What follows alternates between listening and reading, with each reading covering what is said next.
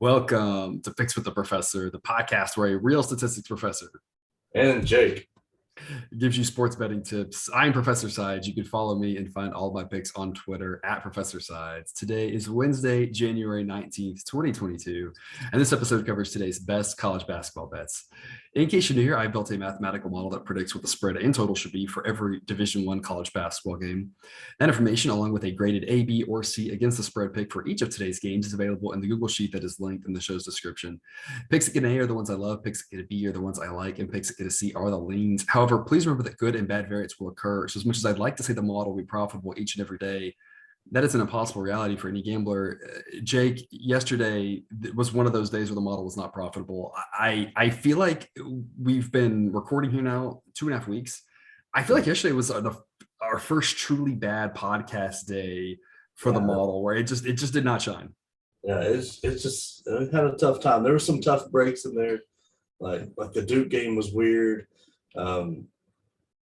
There's a couple other ones. Tennessee, there's a couple that pulled it out with Tennessee with a miracle cover, but Ole Miss just not. Ole Miss not just not covering and just not winning, basically not showing up, was really surprising. Missouri's first truly good road effort on the season, a team that might be trending in the right direction. I mean, there's nowhere to go but up from where they were. That's two good wins they've got now with Alabama and Kansas falling a half point short. That was a heartbreaker there. Kansas looked like they were in control of that game for a bit, and then just going to let OU back in it. Baylor playing without a Kinjo, and we got a lot of value on that number, and they were able to get a nice, impressive road win in a tough environment. So that was a big win for them. Yeah. Otherwise, what else did we learn yesterday, Jake? We learned that Duke will take a big hit if Kills is out. Like if that injury, that fall was pretty rough looking, and if that injury is significant, he's like that's going to eat into their bench. They only really play two guys with significant minutes, and Joey Baker and Roach on the bench, so that shortens that bench quite a bit. Wisconsin is that team right now. Like that's just unreal what they're doing, and like they didn't really have much bench play last night, but man, everybody in the starting lineup went crazy, and Johnny Davis, of course, did his thing. And we talked about that one yesterday, and I feel like that game played out almost exactly like we talked about, right? Northwestern, the team that the metrics were saying, should hang in there at home, but Northwestern just doing what Northwestern has done all season. And if you're a Northwestern fan, more or less the last however many years, right? Just not quite able to get over the hump in a game that they really needed to try to actually keep their slim tournament hopes alive.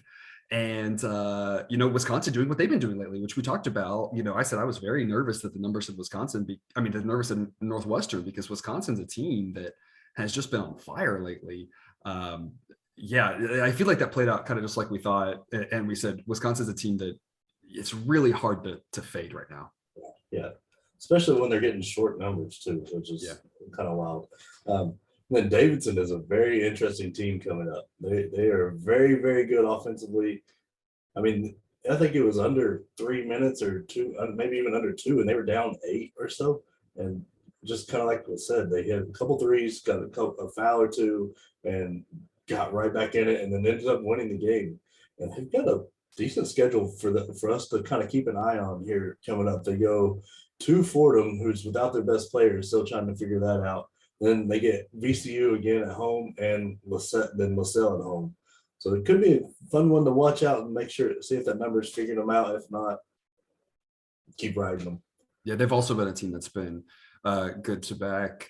An interesting slate today, not as many games as usual for a Wednesday, but a few good ones here that we're going to talk about. We're going to start off at 5:30 Central Time, a little bit of an earlier tip. Mississippi State at Florida. The model makes us Florida -3. So I've got an A pick on Mississippi State +6. This number really surprises me. My question to you, my question to the audience, is Florida good? I feel like they're getting the respect and the number as if they're good, but I don't really see any evidence of it. The model doesn't see any evidence of it. I'm very confused at how we think that Florida is that much better than Mississippi State. What's your take? I'm the same way. I don't like this Florida team. And I think when we've talked about them in the past, when they play teams that are very similar, they lose it. They can't figure it out. They've beat Ohio State early in the year, and they beat a Florida State team that was super young early, but who's trending better now. That win looks good, but I don't think it was as good of a win because it was, I think, the second game of the year. But that like anytime you got your big man as your best player, you have to have a good guard because he can't handle the ball. And Castleton is very good, but he can't get himself the ball while he's posted up. That just doesn't work. And like they are struggling guard play wise, turnovers, points, everything. And this is actually a bad matchup, I think, for Castleton. Garrison Brooks, who's kind of gone under the radar, the transfer from North Carolina, who was an extremely good player for Roy Williams in North Carolina, has really been playing well here recently, and I think will be more than a match for Castleton. Mississippi State is kind of an under the radar good team. They've been playing very well recently, winning 4 of their last 5, including Alabama and Arkansas. Those are 2 really good SEC wins that are going to help push them away. And they're better in almost every metric. So I really don't understand why Florida is favored, even in Gainesville. But they actually are the 17th most efficient team in offensively. And it's really surprising when you start going down their roster and how many guys they're just shooting the ball well and making really good decisions. I think Mississippi State actually wins this outright. I think they have a good chance at it as well. This number is very confusing to me. This is my, of all my A picks today, this one's my favorite. So this is some bonus podcast content right here. This is my A+ pick for the day.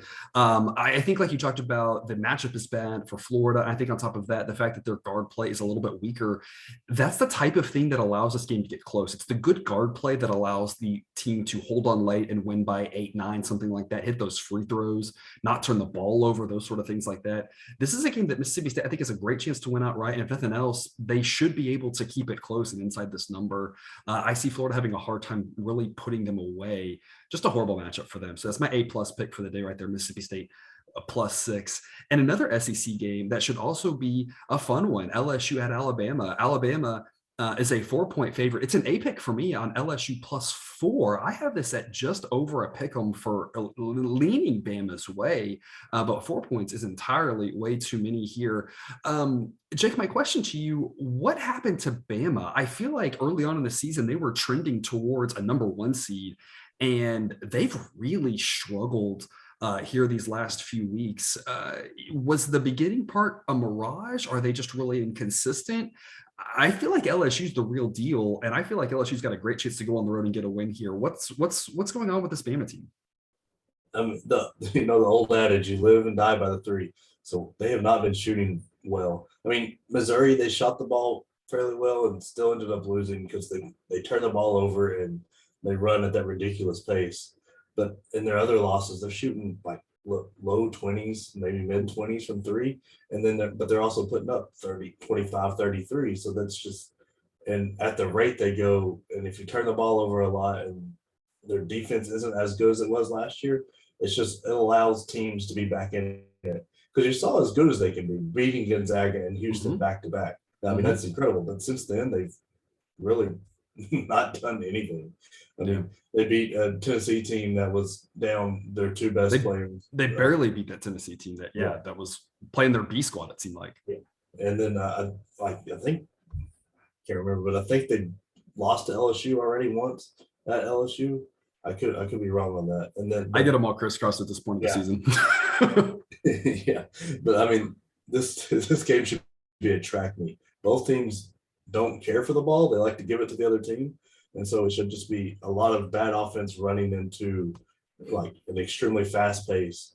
But LSU is a very underrated defensive team, and they're not getting that credit because they win their games based on their defense, and if like they can keep that Alabama shooting around those low 20 numbers, they should, I think, run away with it because Alabama's just not the same team they were last year.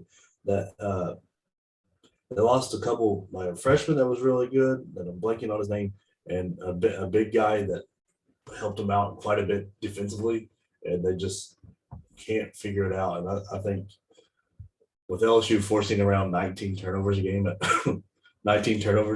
they're going to be running away with this.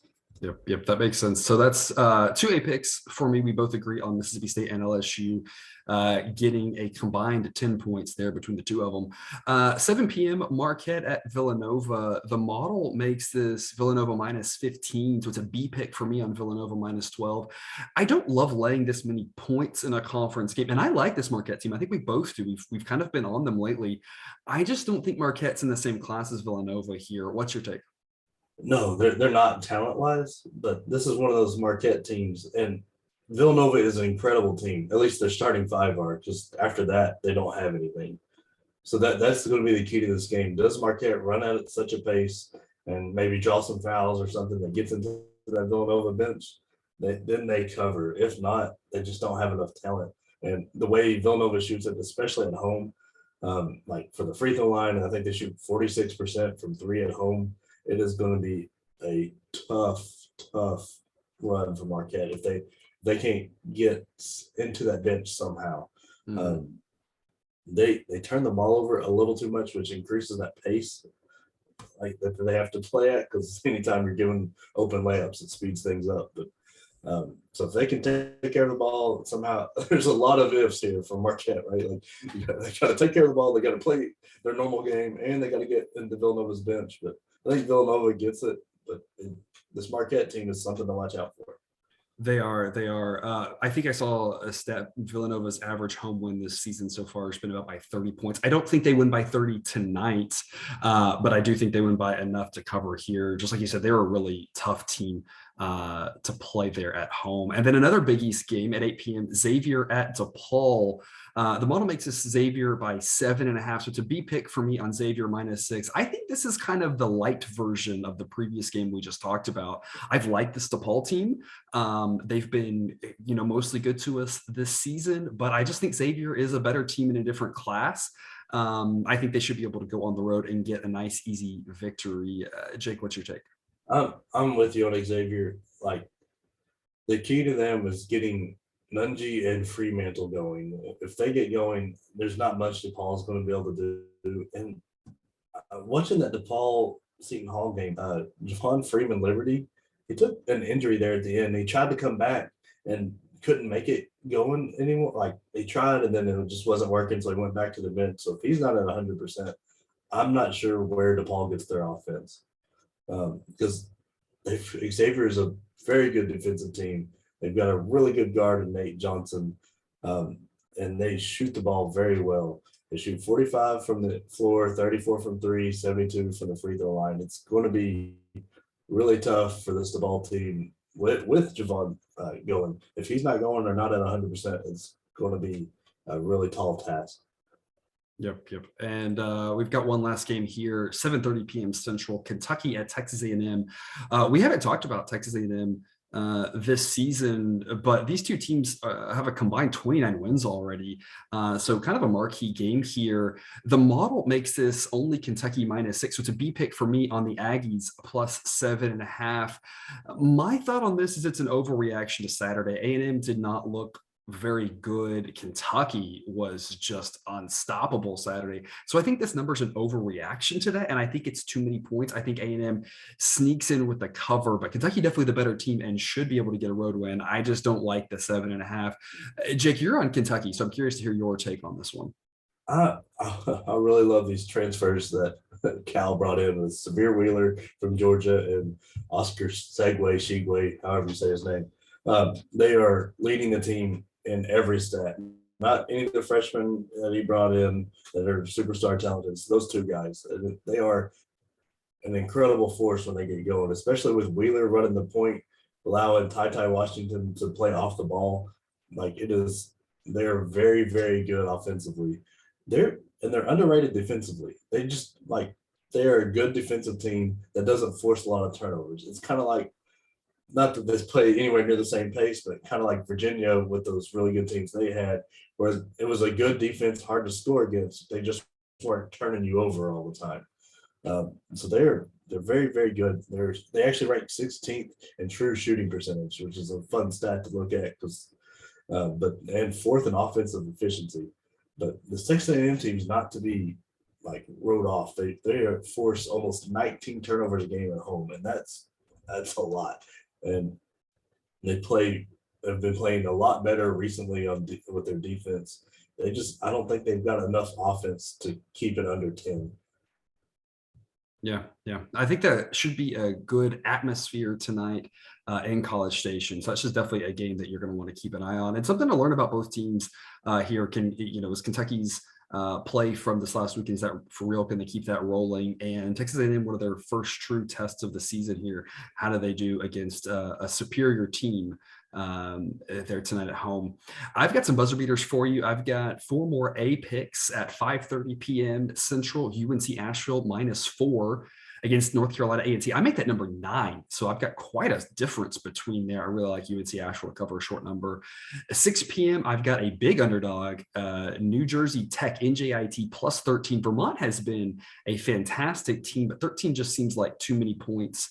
I think NJIT can lose that by 9 or 11 or something like that and get us to the window. And then 2 ACC games of Vatek -1 at NC State and Louisville -7 home against BC. Both of those are 6 p.m. Central starts. I like both of those teams to get it done for us. And I've got 2 bonus B picks for you, my 2 favorite B picks that we haven't talked about. Shout out to the service academies. I'm going Army -9 versus American, and Navy -12.5 versus Lehigh. Shout out. This is like the Cousin Jared pod, right? Cousin Jared from the College Football Podcast, taking both service academies.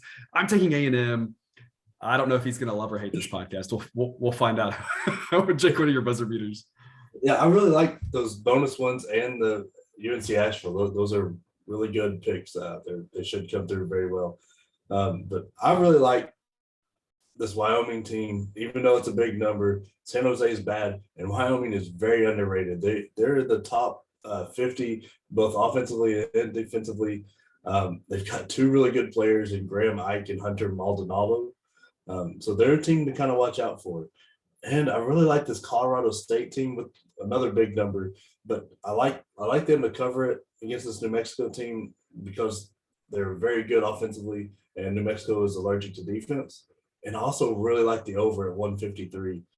These teams are averaging, if you average together, like 156, and New Mexico is letting in about 78 points. So it should be an easy way for Colorado State to not only cover it, but hit that over as well. I like that over as well. My only fear with the over is if it is a blowout and then the last 4 minutes happen where nothing, no one scores. That one might be a good first half over. So another little bonus podcast tidbit for you there. I think that first half over is probably pretty solid. Hopefully then you can cash your money and go to bed on that one and not have to stay up too late, right? That's all we've got for you today. Thanks for tuning in to another episode of Picks with the Professor. Reminder, check out that Google Sheet for all picks and totals on all of today's games. If you haven't done so yet, please click that subscribe button. We'll get you a new episode every weekday of the college basketball season. We will see you tomorrow. And until then, remember, you can eat your betting money, but please don't bet your eating money.